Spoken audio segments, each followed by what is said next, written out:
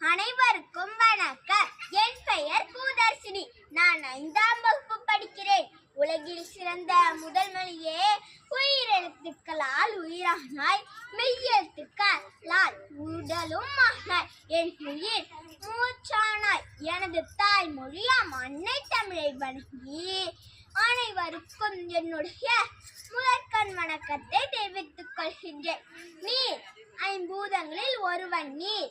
ஓரறிவு உயிரினங்களுக்கும் தேவை நீர். ஆறறிவு மானிடத்திற்கும் தேவை நீர். இயற்கை என்ற அழிவில்லா செல்வம் நீர். நீர் என்று அமையாது உலகு. இன்று சேமிக்கப்படும் தண்ணீர் நாளை துடைக்கப்படும் கண்ணீர். நான் இப்பொழுது மழைநீர் சேகரிப்பை பற்றி பேச வந்துள்ளேன்.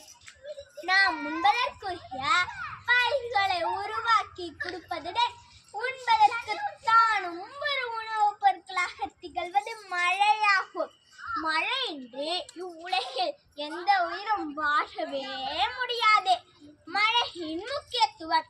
மண்ணிற்கு கிடைத்த மிகப்பெரிய வரப்பிரசாதமே மழைதான். நாம் உண்பதற்கும் உயிர் வாழ்வதற்கும் உரிய பயிர்களை மழைதான் ஏற்படுத்தி கொடுக்கிறது. மழையின் சிறப்பை உணர்ந்த வள்ளுவர் கூட தமது திருக்குறளில் கடவுள் வாழ்த்து என்னும் அதிகாரத்திற்கு அடுத்து 2வது அதிகாரமாக வான் சிறப்பு, மழையின் சிறப்பு என்று தமது திருக்குறளில் வைத்தார். மழையை அமிர்தம் என்றே திருவள்ளுவர் வழங்குகின்றார். வான் இன்று உலகம் வழங்கி வருதலால் தான் அமிர்தம் என்று பாட்டு. மழையின் சிறப்பை உணர்ந்த இளங்கோடிகள் கூட தமது சிலப்பதிகாரத்தில் மாமழை போற்றுவோம் மாமழை போற்றுவோம் என தமது மழையை சிறப்பித்துள்ளார். மழை நீர் சேகரிப்பது எப்படி? வீணாய் போகும் மழை நீரை சேகரிக்கும் வழிமுறைகள். வழிமுறை 1. மொட்டை மாடியில் விழும் மழை நீரை குழாய்கள் மூலம் தரைப்பகுதிக்கு கொண்டு வருதல். 2வது வழிமுறை, அழகான மழைநீர் தொட்டி கட்டி அதில் ஆற்று மழை நிரப்பி சல்லிக்கல்லையும் சரளைக்கல்லையும் அழகாக பரப்பி அதில் மழை நீரை சேகரிக்கலாம்.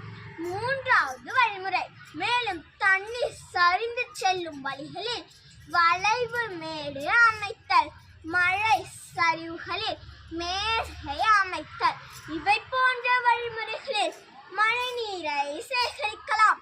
மழை துளி அது நம் உயிர் துளி.